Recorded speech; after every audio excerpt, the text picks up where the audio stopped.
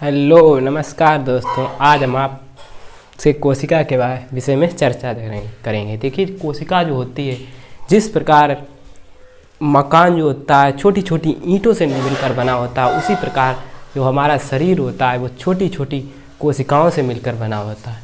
देखिए, कोशिका जीवों की क्रियात्मक एवं संरचनात्मक इकाई है। कोशिका क्या होती है? Cell is the structural and functional unit of the life. देखिए, अगर कोशिका की बात की जाए तो कोशिका की खोज सर्वप्रथम रॉबर्ट हुक नामक वैज्ञानिक थे। उन्होंने 1665 ईस्वी में की थी। जो रॉबर्ट हुक वैज्ञानिक थे, उन्होंने जो कार्क का टुकड़ा था उसको प्रकाश सूक्ष्मदर्शी की सहायता से देखा था, तो उन्हें हेक्सागोनल कोष्ठ दिखाई दिए थे, जिन्हें उन्होंने कोशिका नाम दिया था। ऐसे कोष्ठ दिखाई दिए थे जिसको उन्होंने कोशिका नाम दिया था। एक्चुअली जो रॉबर्ट हुक ने देखी थी वह मृत कोशिका थी, तो मृत कोशिका की खोज रॉबर्ट हुक ने की थी। अब ऑप्शन आता है जीवित कोशिका की खोज किसने की थी? तो जीवित कोशिका की खोज एंटोनी वान लेeuwenhoek ने की थी। एंटोनी वान लेeuwenhoek, इन्होंने जीवित कोशिका बोले तो बैक्टीरिया की खोज, बैक्टीरिया एंटोनी वान लेeuwenhoek ने की थी। अब देखिए, अगर कोशिका के प्रकार की बात की जाए तो कोशिकाएं जो होती हैं वो दो प्रकार की होती हैं। एक होती है प्रोकैरियोटिक कोशिकाएं, दूसरी होती हैं यूकैरियोटिक कोशिकाएं। प्रोकैरियोटिक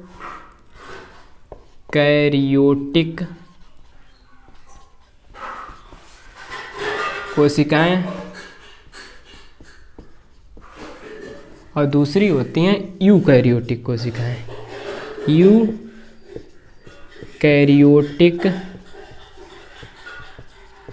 कोशिकाएं।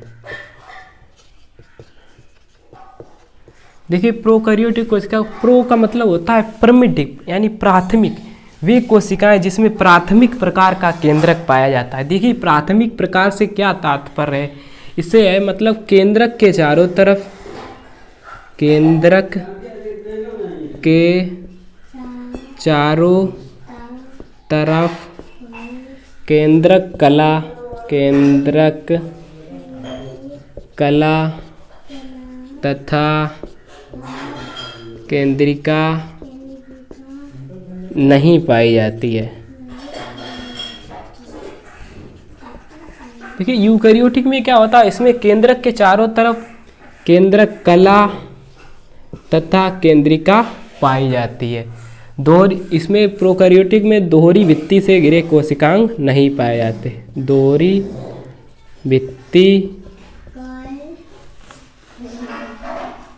भित्ति वाले कोशिकांग नहीं पाए जाते।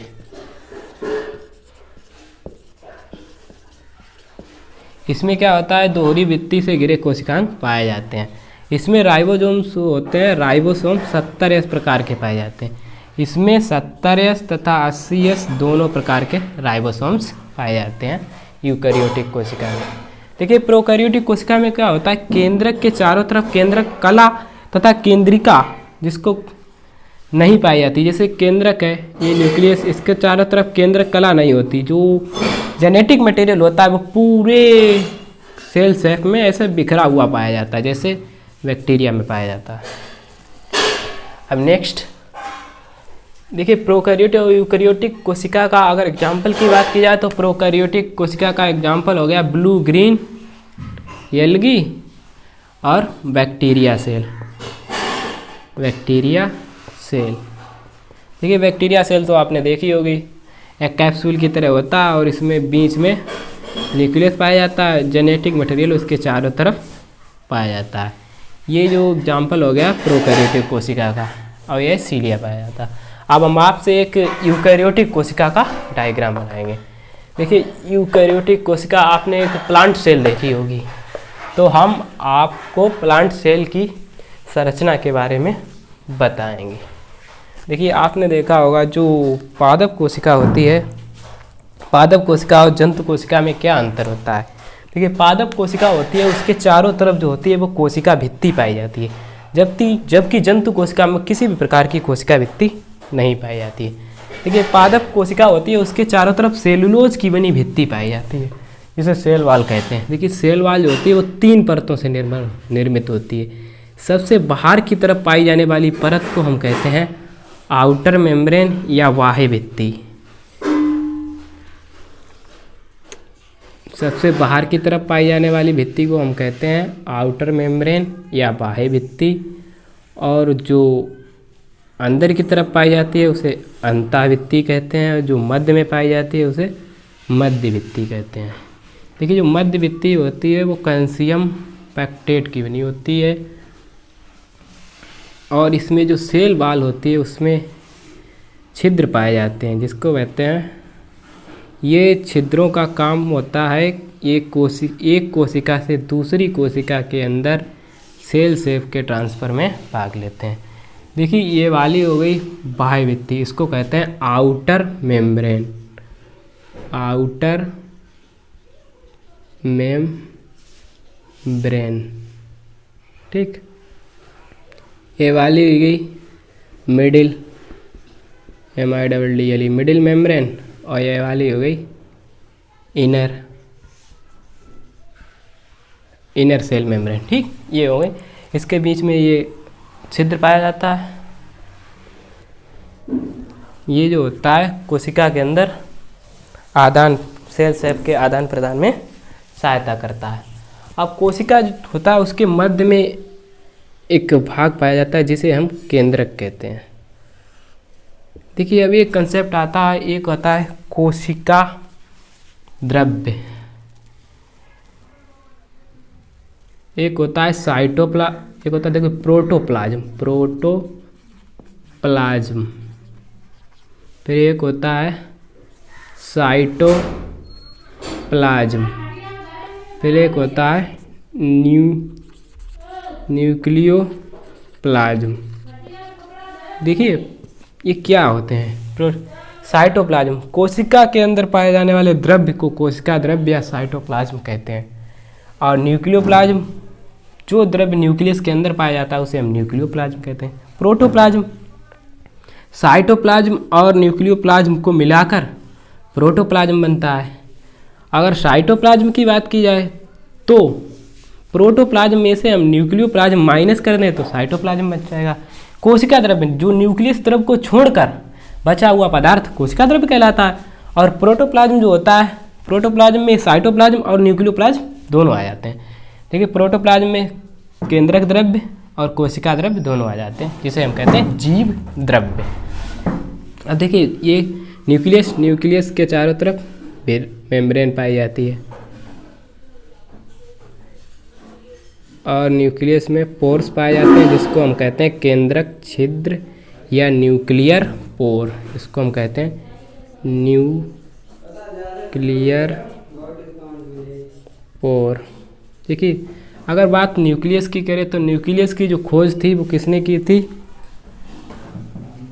रॉबर्ट। न्यूक्लियस की खोज जो थी वो की थी रॉबर्ट ब्राउन नामक वैज्ञानिक ने की थी न्यूक्लियस की खोज। न्यूक्लियस को हम कहते हैं कोशिका का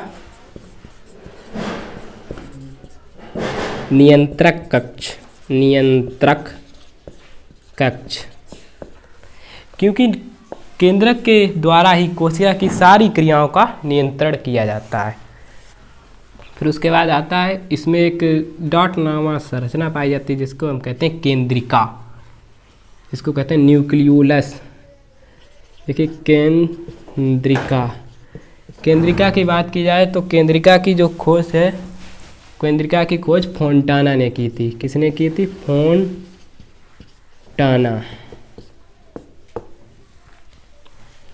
इसके बाद इसमें गुणसूत्र पाए जाते हैं, क्रोमोसोम्स।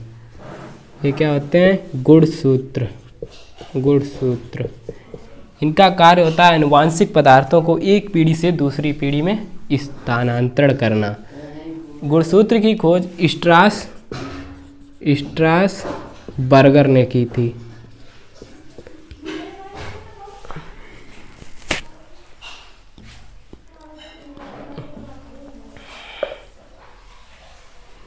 अब उसके बाद नेक्स्ट बात करें तो इसमें पाई जाती है, देखिए, माइटोकॉन्ड्रिया, ठीक, जिसको हम कहते हैं ऊर्जा का शक्ति गृह, कोशिका का शक्ति गृह, power house of the cell. ये हो गई माइटोकॉन्ड्रिया।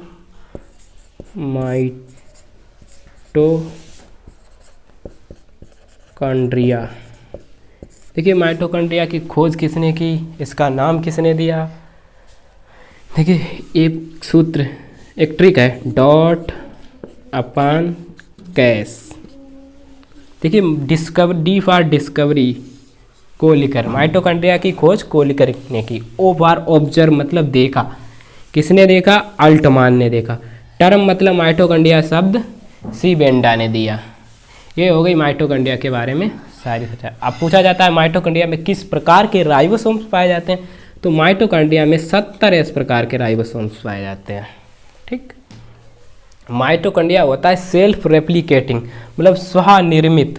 एक माइटोकॉन्ड्रिया में स्व द्विगुणन की क्षमता पाई जाती है, इसीलिए इसे बोलते हैं सेल्फ रेप्लिकेटिंग ऑर्गन, ठीक। ये हो गया माइटोकॉन्ड्रिया के बारे में। अब कोशिका में राइबोसोम्स पाए जाते हैं। राइबोसोम जो होते हैं वो एक ही झिल्ली से घिरे कोशिकांग होते हैं। राइबोसोम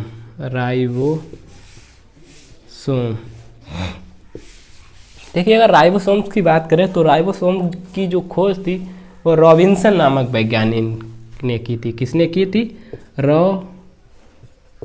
रॉबिन्सन नामक वैज्ञानिक ने की थी।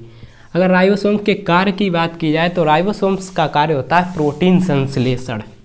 क्या कार्य होता है? प्रोटीन संश्लेषण। देखिए, अगर राइबोसोम्स के प्रकार की बात की जाए तो राइबोसोम्स 2 प्रकार के होते हैं। एक होते हैं 70S और 80S।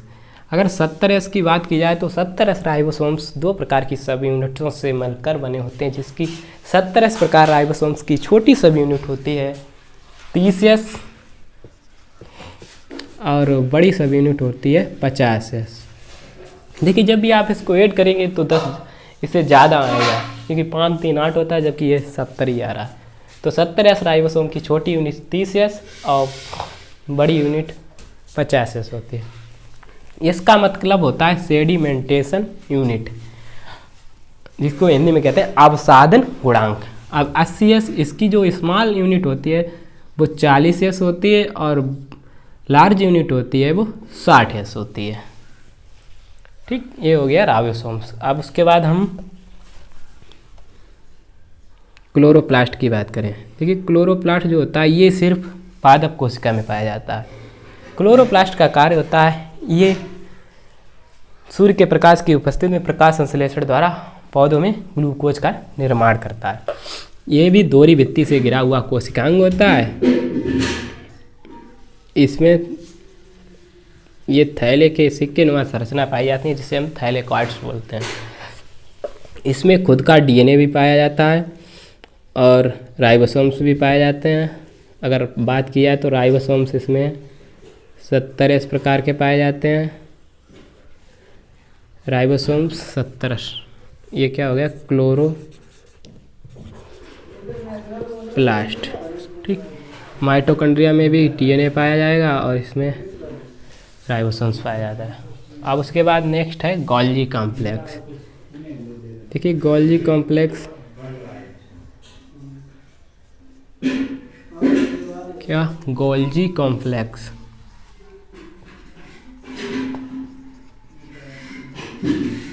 देखिए, गोल्जी कॉम्प्लेक्स की खोज जो थी वो कैमिलो गोल्जी ने की थी और इसका कार्य क्या होता है? सेल प्लेट फॉर्मेशन, यानी कोशिका वृद्धि। जब कोशिका में डिवीजन होता है तो कोशिका भित्ति का निर्माण जो होता है वो सेल प्लेट फॉर्मेशन के द्वारा होता है।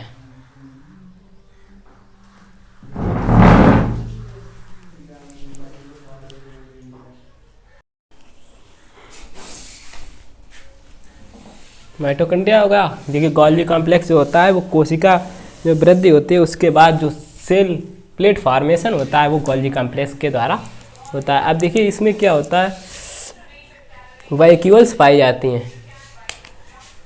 इसका कार्य होता है ऑस्मो रेगुलेशन करना। ये हो गई एक plant cell, a plant cell.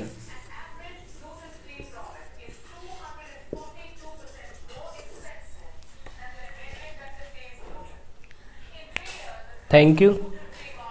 इसी प्रकार के वीडियो पाने के लिए हमारे चैनल को सब्सक्राइब करें। धन्यवाद। मिलते हैं अगले वीडियो में, तब तक के लिए बाय बाय।